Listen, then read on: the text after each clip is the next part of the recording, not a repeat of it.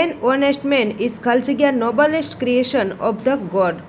આ ખાલી જગ્યામાં જવાબ આવશે ધ, કારણ કે નોબલેસ્ટ છે જે સુપરલેટિવ ડિગ્રીનું ત્રીજું સ્વરૂપ છે. ત્યારબાદ વાત કરીએ બીજી ખાલી જગ્યા. આઈ પ્રેસ ખાલી જગ્યા honesty of this boy. Honesty એ વિશેષણનું રૂપ છે એટલા માટે એનો આન્સર આવશે ધ. તો તેનો સાચો જવાબ આવશે ધ. ત્યારબાદ વાત કરીએ sir CV Raman is Newton of India.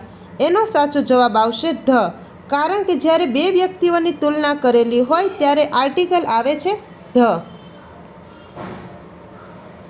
તો આનો સાચો જવાબ આવશે ધ. ત્યારબાદ વાત કરીએ ચોથી ખાલી જગ્યાની. ડુ નોટ ટેલ ખાલી જગ્યા લાય. લાય એટલે કે જૂઠું બોલવું. ઉચ્ચારણ પ્રમાણે વ્યંજનના શબ્દ પ્રમાણે લાય એટલે કે લ ઉપરથી એનો જવાબ આવશે એ. તો એની સાચો જવાબ આવશે એ, એટલા માટે આર્ટિકલ આવશે એ. ત્યારબાદ વાત કરીએ પાંચમી ખાલી જગ્યા.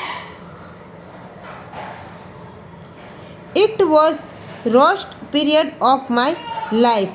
હવે રોસ્ટ જે છે તે સુપરલેટિવ ડિગ્રીનું સ્વરૂપ છે તો એના માટેનો જવાબ આવશે ધ. તો આનો સાચો આન્સર આવશે ધ. ત્યારબાદ વાત કરીએ બીજી ખાલી જગ્યા. રુચિ એન્ટરેટ ખાલી જગ્યા વન વે રોડ. જે વન વે રોડ છે એ સામાન્ય માટે છે, કોઈ ચોક્કસતા દર્શાવતા નથી, એટલા માટે ઉચ્ચારણ પ્રમાણે એનો સાચો જવાબ આવશે એ. ત્યારબાદ વાત કરીએ બીજી ખાલી જગ્યાની. મહાત્મા ગાંધી લીવડ ફોર ખાલી જગ્યા પ્યોર ક્યોસ. એ પવિત્ર આત્મા હતી, તો પવિત્ર આત્મા માટે શબ્દ વપરાશે ઉચ્ચારણ પ્રમાણે એ. તેનો સાચો જવાબ આવશે એ. ત્યારબાદ વાત કરીએ આઠમી ખાલી જગ્યાની. તો આઠમી ખાલી જગ્યા છે lion is the beast of pre.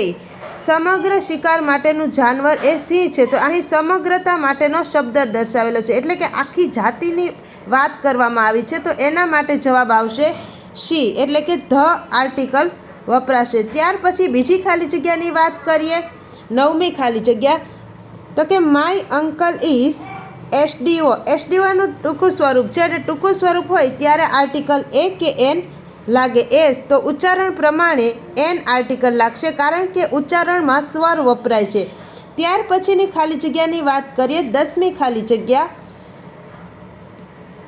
Mister Abraham એન્જોયસ reading ખાલી જગ્યા મિસ્ટ્રીસ નોવેલ.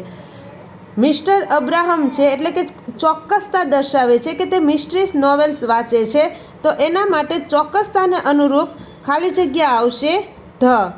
તો હવે આવી જ નવી